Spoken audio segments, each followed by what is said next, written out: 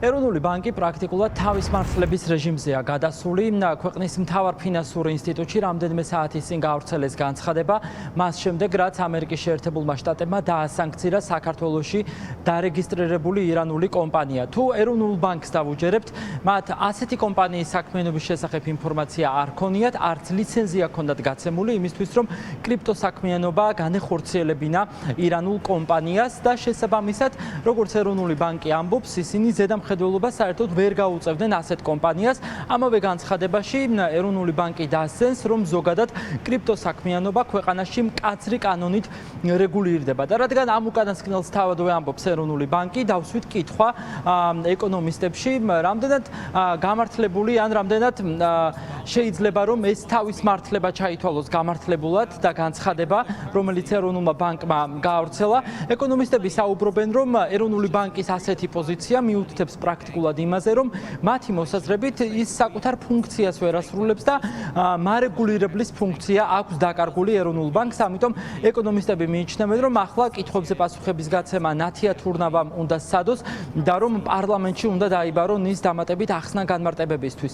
და რადგან ეროვნული ბანკი ამბობს, რომ ირანულ კომპანიას საქართველოში ლიცენზია არ ქონია იმისთვის, რომ განეხორციელებინა კრიპტოსაქმიანობა, ავტომატურად გაჩნდა კიდევ ერთი კითხვა, რადგან ეს კომპანია გლდანის თავისუფალ ინდუსტრიულ ზონაში არის რეგისტრირებული, საინტერესოა ის ოფიციალური საქმიანობა, რომელიც მათ მითითებული ჰქონდათ, რამდენად კანონთან მოდის თანხვედრაში, საქართველოს კანონმდებლობასთან რამდენად მოდის თანხვედრაში, რადგან როგორც გაირკვა და ამას უკვე ამბობს ამერიკის ფინანსთა სამინისტრო, ეს კომპანია ახორციელებდა ისეთი ტიპის საქმიანობას, რომელიც იყო პრაქტიკულად კანონსაწინააღმდეგო და ამ საქმიანობით ისინი ციფრულ საფულეს უსებდნენ ირანის რევოლუციის გუშაგთა კორპუსს.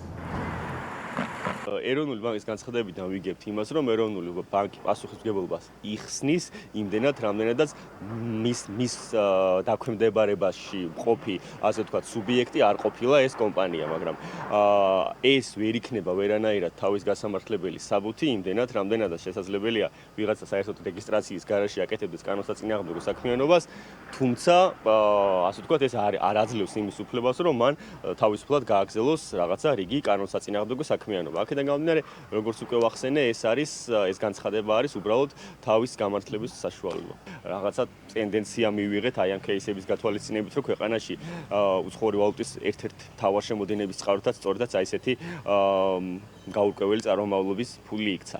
რა თქმა უნდა, შესაძლებელი არის, რომ დავაფუძნოთ კომპანია, ვაწარმოოთ რაღაცა ტიპის რეგულირებადი საქმიანობა და ეროვნული ბანკი არ იყოს ამის შესახებ საქმის კურსში. მაგრამ ეს ნიშნავს, რომ ეროვნული ბანკი თავის საქმეს ვერ ასრულებს საფუძვლიანად. კიდევ ერთხელ მოვიყვან ანალოგიას. რა თქმა უნდა, შეიძლება დავაფუძნო შპს და საბანკო ტიპის საქმიანობა განვახორციელო. მაგრამ იმისთვის არსებობს სახელმწიფო, რომ რეგულირებად სფეროებში რეგულირების უზრუნველყოფა და აღსრულება შეძლოს. ჩვენ გვაქვს ახლა შემთხვევა, როდესაც სფერო არის რეგულირებადი და ეროვნული ბანკი ამბობს, რომ მე არაფერ შუაში არა ვარ. და მაშინ რაში გჭირდება რეგულატორი, რომელიც საქმის კურსში არ არის, რა ხდება მისი რეგულირების ქვეშ მოქცეულ სფეროში. ამიტომაც დათიათურნავა უნდა დაიბაროს პარლამენტმა ნორმალურ ქვეყანაში და დააზუსტოს, რატომ არ არის ეროვნული ბანკი საქმის კურსში. და ხომ არ არის აქ საქმე გულგრილობასთან. კომპანია, რომელსაც ამერიკის შეერთებულმა შტატებმა სანქციები დაუწესა, უკვე არის გაუქმებული. ის გლდანის თავისუფალი ინდუსტრიის ზონაში იყო თავიდანვე რეგისტრირებული და ამიტომ გაჩნდა ბევრი კითხვა, როგორ ახერხებდა ეს კომპანია თვეების განმავლობაში ისეთი ტიპის საქმიანობის განხორციელებას, რომლითაც ციფრულ საფულეს უსებდნენ ირანის რევოლუციის გუშაგთა კორპუსს. ეს არის მთავარი მიზეზი, რის გამოც ამერიკის შეერთებულმა შტატებმა, მათ შორის ეს კომპანიაც და ბიზნესმენიც შეიყვანა შავ სიაში.